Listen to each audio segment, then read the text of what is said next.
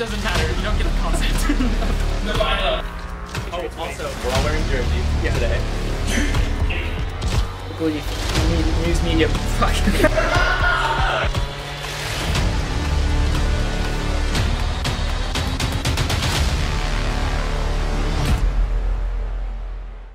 Hello, welcome to the 3 and Out podcast, hosted by me, Attila.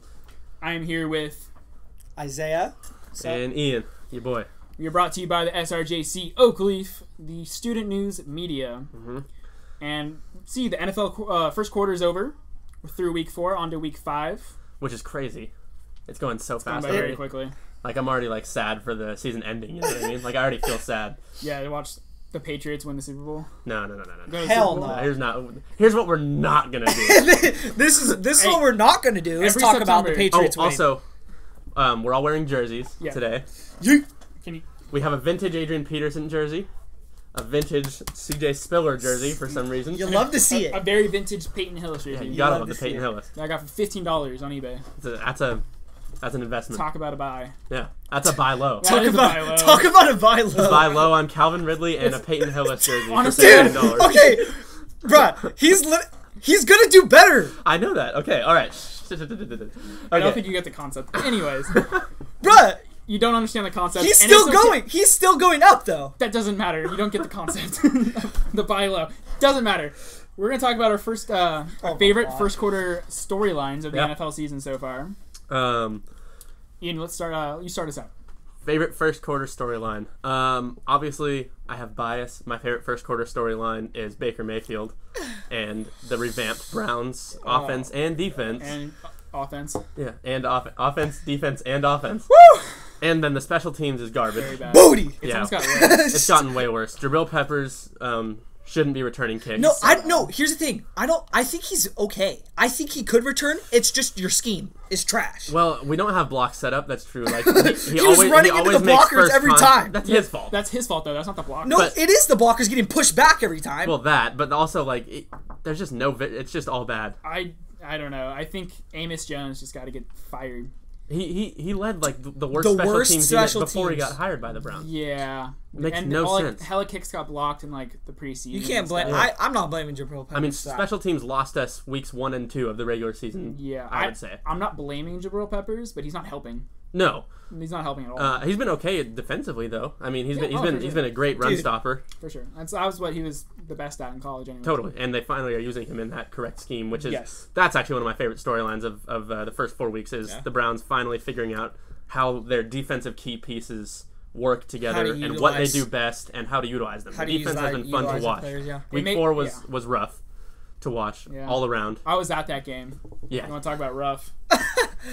But, unimaginable. Yeah, dude. So the referees were so terrible. So bad. And it goes on both sides. Like, we're not just complaining about the Browns game. I mean, Marshawn Lynch got... dude, he was scoring. No, he was scoring, 100%. They blew forward progress when he... On beast mode. You don't blow forward progress on beast mode. And, it's because he breaks so many tackles. Well, yeah, exactly. That's what I mean, yeah. But I've never seen a worse call than the... fourth down spot.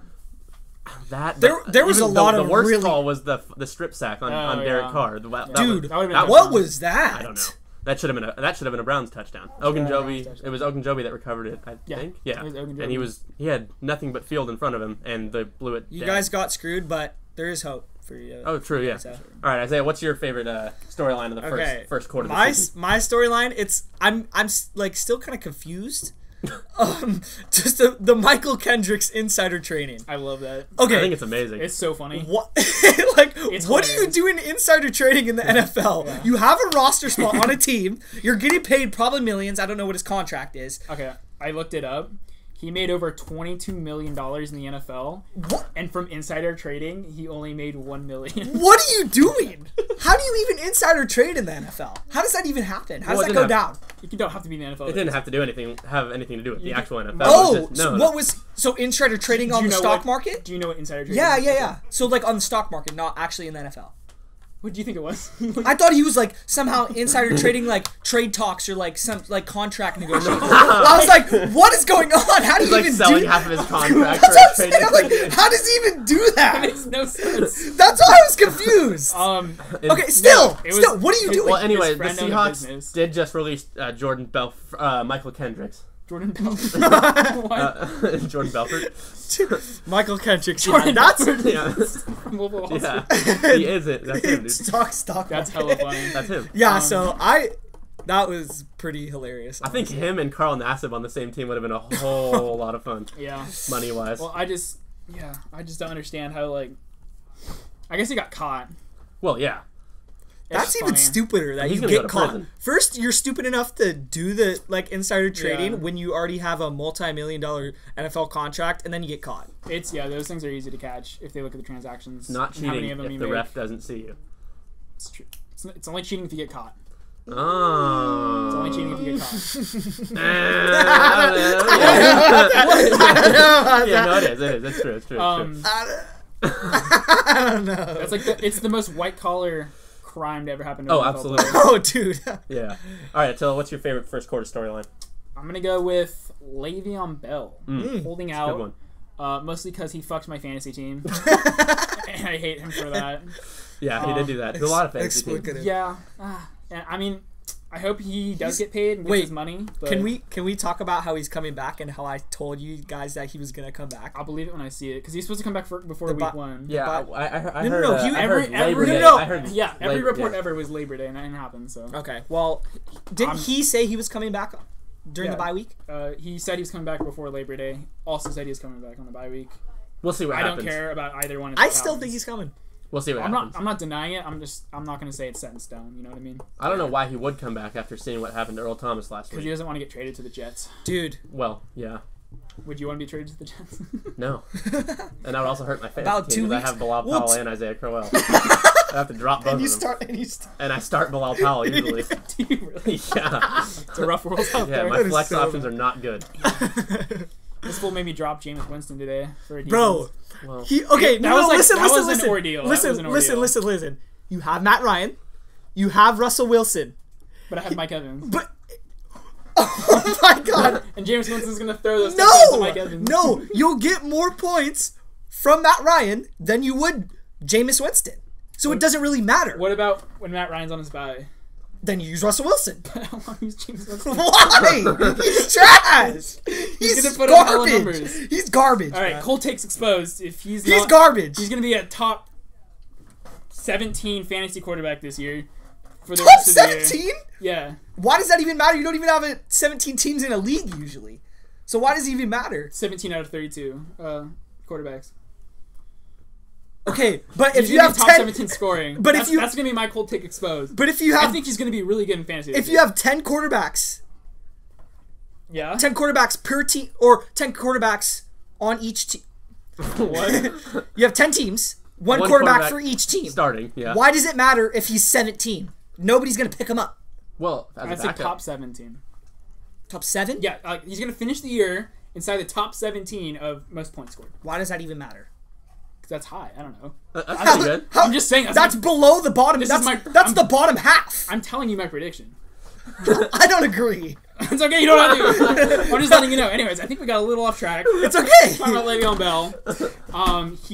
I think he's been rumored to be shopped by the Steelers. Oh yeah. So rumored. It started out as them just like listening to offers, and now they're like actively shopping, calling him. Teams and gauging it. And they're for a second round pick and a good player. It's reportedly that they're asking for way too much too, right? Well, second round pick and a good player.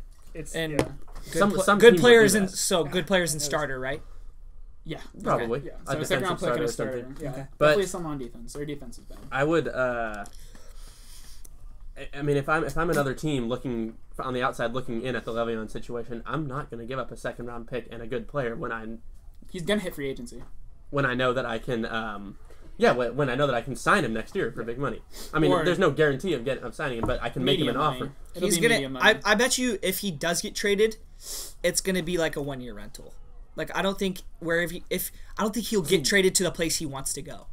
That's what I'm saying. Well, so if you're the team getting him, you have to take that into account. Okay, we might be only getting him for a year. A la Kawhi Leonard, possibly. Exactly. Yeah. Something like that, which I think he might stay. I think he might stay too. That's for another time. That's for a different time. But like, that, if you're that team getting him, that's probably why they don't want to give up a second round pick and a good players, because okay, we might only get him for a year. Right. You know? Yeah. Well, I think if it's like the Alex Smith situation, where he won't accept the trade unless he signs the extension first. Right. Then I think it'll happen. Yeah. Because he's just going to go where the money. He's literally only going to go where the money is. Yeah. There's so much. Which is Indianapolis, Oakland, New York, or Cleveland. Tampa Bay. Or Tampa Bay. Yeah. Or Tampa Bay. Yeah. Which they should do. I think his best spot's honestly Tampa Bay. What, you don't think Ronald Jones is going to be a he's superstar on my team. in the Come NFL? on. And then Jameis Winston can throw Le'Veon Bell touchdowns. Pick him back up. He's going top 14, Jameis Winston. Le'Veon Bell, he's top 14. Top 14, at least. Let's give a quick shout out to something that happened last week. Our sponsor, Nike. Oh, I'm just kidding. We're not sponsored right now. No, Eric Reed got signed. Yeah, there we go. That's awesome. He has yet to play, but he'll probably play this week. He should play this week. Maybe the Panthers play this week. Which is weird though. New York Giants. Because the whole like collusion case, like, it's still open. How is he gonna combat that now? Like he's on a team.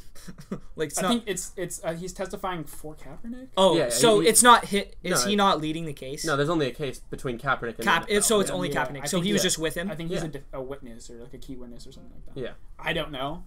I'm probably wrong. I think you're right. That's not good. That's not a good look for them. Like, I'm with Cap. Yeah, yeah. It's not. I'm with Cap and Harris. That's not a good look for them though.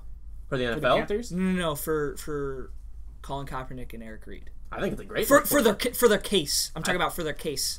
I mean, it doesn't really matter. Yeah, it doesn't really matter. Like they're saying that the NFL was colluding against them to keep them off the teams. Mm-hmm. He's on a team. I think it's more of Colin Kaepernick. Yeah, but it's Kaepernick. It has nothing to do with Eric Reed. Because Kenny Vaccaro... The case has nothing to do with Eric Reed. Kenny Vaccaro was also a player that was getting blackballed for a little bit, but then he eventually signed with the Titans. Yeah. Okay. Yeah, that was an interesting signing. I always liked that sign. Kenny Vaccaro was cool. Shitty coverage, but... boy, can that guy hit. Yeah. But yeah, Eric Reed is... I mean, he can jump in and be a hugely impactful player for Carolina. He was a very big talented. hitter. He's very talented. He's a good center fielder. Essentially, he's not great in man coverage. They needed he's a to good add zone coverage guy. Yeah, they needed to add a defensive piece after losing Josh Norman. Panthers have made some moves. They traded for Marshall Newhouse too from the Bills. They did. Yeah. The Panthers have looked like one of the better teams in the NFC South. Yeah, and the Falcons look terrible. Falcons Dude, have a really bad defense. Their defense is atrocious, bro. Yeah. What happened with that? I don't know. They were so good. New Orleans too. What happened to their defense? It's not like the personnel changed. No. Nothing changed about or the coaching. Nothing changed. Nothing changed. Last time the Saints defense was good was like 2009. Last year, they were really good last year. Yeah, they were insanely really good. Yeah. They were top 10 defense. They were top 10 defense last year. They were so good. Maybe it's just the scheme then. Maybe it's just the Vikings beating. Mm-hmm. Why are you sad about that? Because I know you guys are about to start on some Viking shit. We could start on some Viking shit. Is that where you want to go? Let's not. Okay. I acknowledge there's problems. Okay. There is problems. Did you know they have the third worst run defense?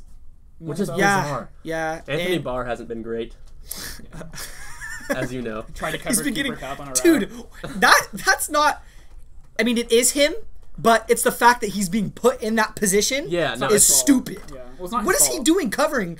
Like, what? Cooper Kupp and Brandon Cooks and just like and Robert Woods. Like, hello, why do you have Anthony Barr on him? Yeah, I don't know. I think that was Sean McVay, honestly. Sean McVay his offensive schemes are brilliant. All right. Obviously, we know that. We knew this. We've known this for a long time now. He's like the long lost Gruden brother. But like good at his job. Okay. Jay Gruden's good at his job. Jay Gruden. Yeah. I have a question. Yes. What young QB would you rather have going forward or to start? If I'm starting a franchise. If you're starting a franchise, I mean, you can pick whatever. But I'm. God damn. Stop with the Josh Allen.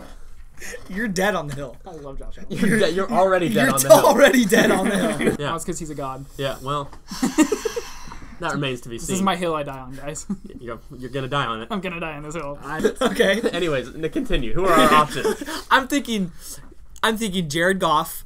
Mostly what I'm thinking is Jared Goff or Patrick Mahomes is my my thoughts right now. I mean, I'll take Jared Goff or Patrick Mahomes. Yeah, but you can make a case for whatever young quarterback you want. But that's so any quarterback that's been in the league for 2 years or less since 2016. Since the 2016 draft. Oh, since 2016. First rounder since the 2016 draft. How about that? First rounder since the 2016 draft.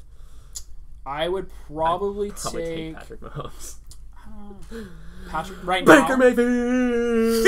I would want to get Baker Mayfield. I think out of those players to start a franchise with, I think maybe Josh Rosen. Really? Wow. Yeah. Wow. That is a bombshell. I did not see that coming. I think he's the easiest to build around because his skill set. Okay. See, I mean, you could literally just make a whole offense around him. So I was gonna make that argument for Jared Goff. He's a tall quarterback. He's got an arm. He showed 2 legs. I'm talking about. Okay. He actually has 2 arms. Looks good in shorts. Looks good in shorts. Okay. Now here's a guy. But he's kind of like your typical like kind of pocket quarterback. He is that can sling it. Yeah, that can sling it. He's the most prototype franchise. That's what I'm saying. Yeah. And he's the golden boy from from Cali or whatever. Like I feel like if so my guy I feel like is Jared Goff. I'm taking Carson Wentz. Okay. Yeah. So nobody went with Patrick Mahomes. I mean, obviously, flash in the pan. It's 4 weeks. It's been 4 weeks. I mean, okay. 4 weeks. I do think Patrick Mahomes is going to be a very good NFL quarterback. Yeah. I think his arm talent's insane. I guess Josh Rosen's played 2 games. But. Well, yeah. Yeah, I do that. His arm talent is massive. It's massive. Patrick Mahomes. I mean, you see in warm-ups the other day okay, he's throwing it mile high, so everything is elegant. You can throw every ball 5 yards further than you could, but still anywhere else. That means he could throw 95 yards. I'm excited to watch him throw in Mexico City. Oh my god, it's gonna be ridiculous. He might legitimately throw a ball from the 20-yard line into the end zone. No, he could throw from behind goal line to goal line. Yeah, from the whole length of the field. The whole length of the field. Yeah. That's crazy, bro. That is crazy. Like he's gonna I want them to put the ball on the 1 yard line and just let him throw. So he can throw like a streak to Tyreek Hill like in the end zone. Okay, that'd be pretty crazy. So should we get into what segments should we? Let's start with my favorite segment since I'm the host. I can't believe. There you go. All right. There you go. Who wants to take the charge on this boy? I have a good one, but you can go first. No, you go. You go. Okay, you go. So I cannot believe that I can't believe that the Browns lost. If that makes any sense. Oh, that does make sense. So yes, I honestly like. Yeah. Going down. No, you're good. Okay.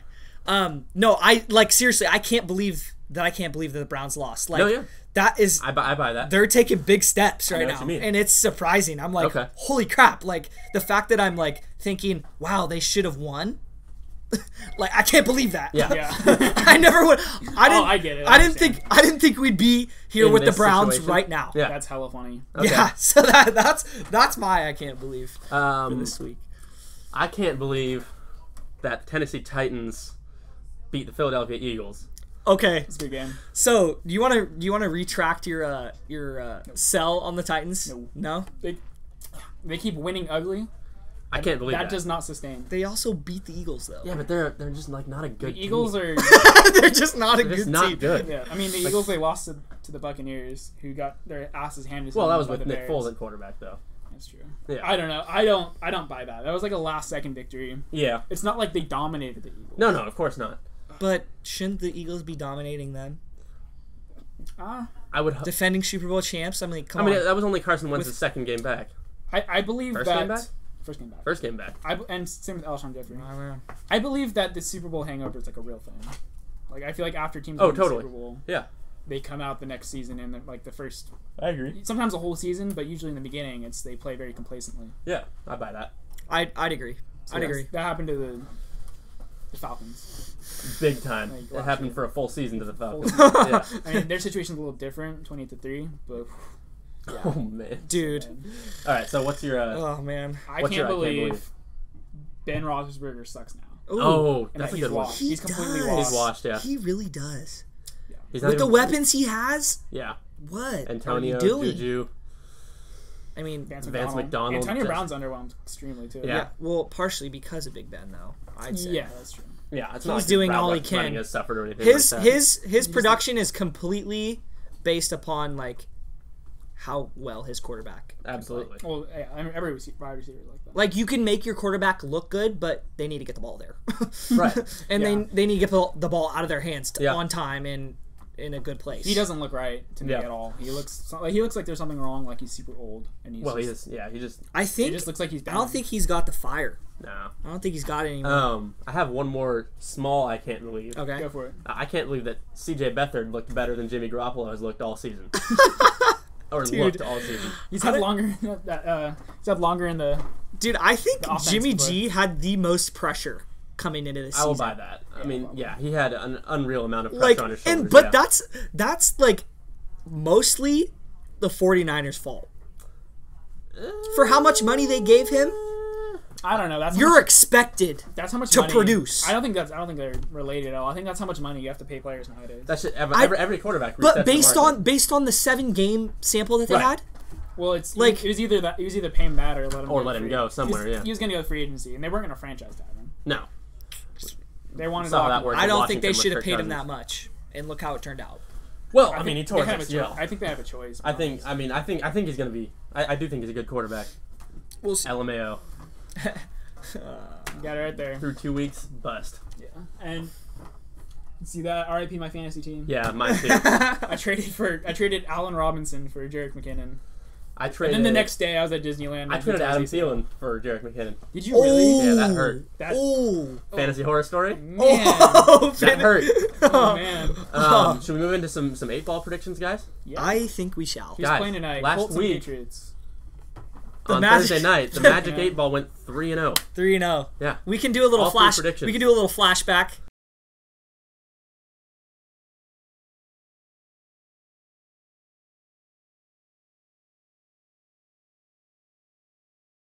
The Magic 8-ball here. Am I going to be right about the Rams, or the Rams going to beat them? Signs point to yes. Will I be correct about the Vikings defense coming back with more of a spark and winning the game? My reply is no. Ooh. Cook and Stephon Diggs. Dalvin Cook's fantasy points. Outlook good. Oh, good. All right, for his fantasy team.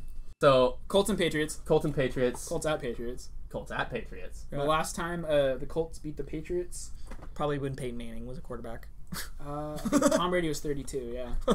Wait, actually, I think so. That was when I was just joking. But that was when the Patriots went for it on 4th and 2.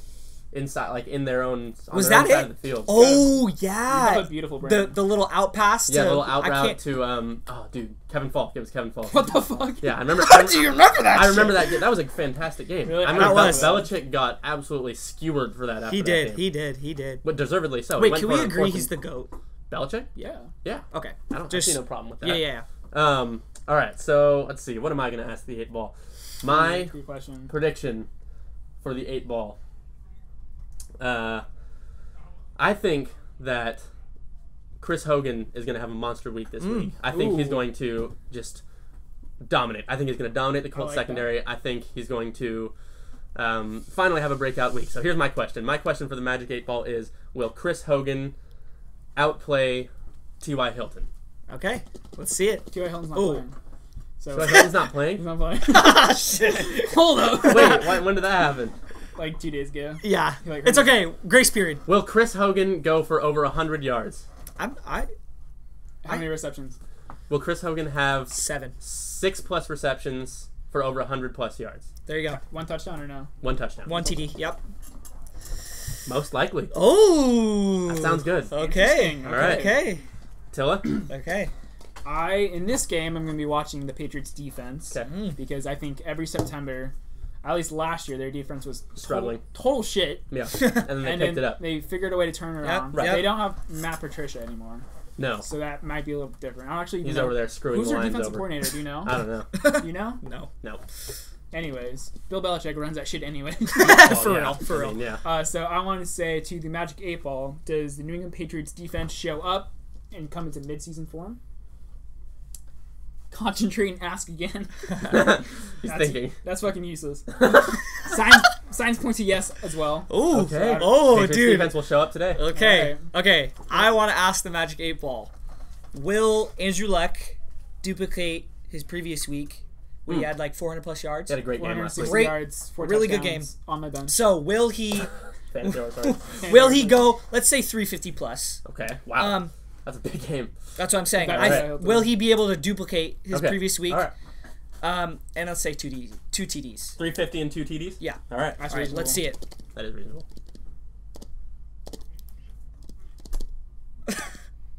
Yes, definitely. Wow.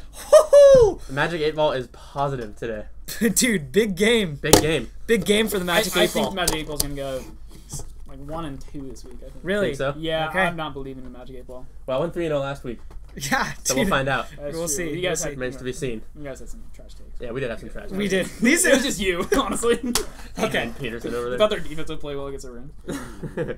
But the Magic 8 Ball was right. Magic 8 Ball was right. That's correct. True. Yeah. So it wasn't really me. It was the Magic 8 Ball. Ball. Let's move into a next segment. Okay. Our final segment for the day. Stock up, stock down. Stock up. Sell or buy. Oh. So which player that went off are you gonna buy? Dude.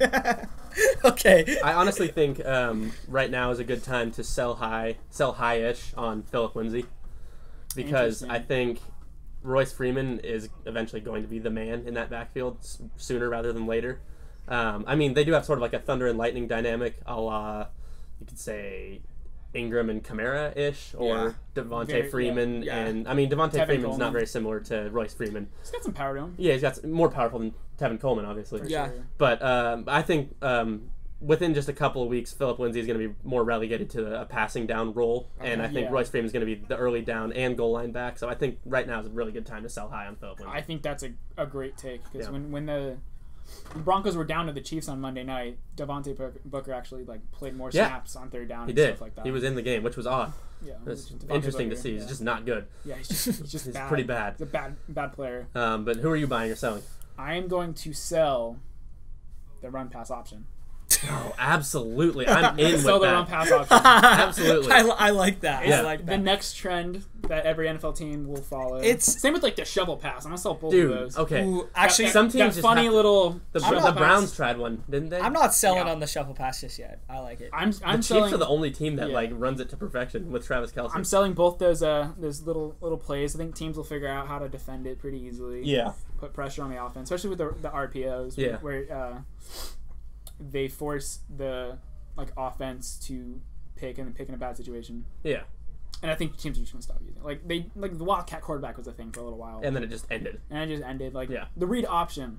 What happened? Remember that? Of the course. read option was going crazy. The Saints still run a read option, which is cool with Taysom Hill. Yeah, that's awesome. That's neat. I like that. I'm buying that one. Yeah, I'm in on that. Yeah, he's cool. Taysom Hill's dope. Yeah, he was he plays special teams too. Yeah. He just makes tackles. He's huge.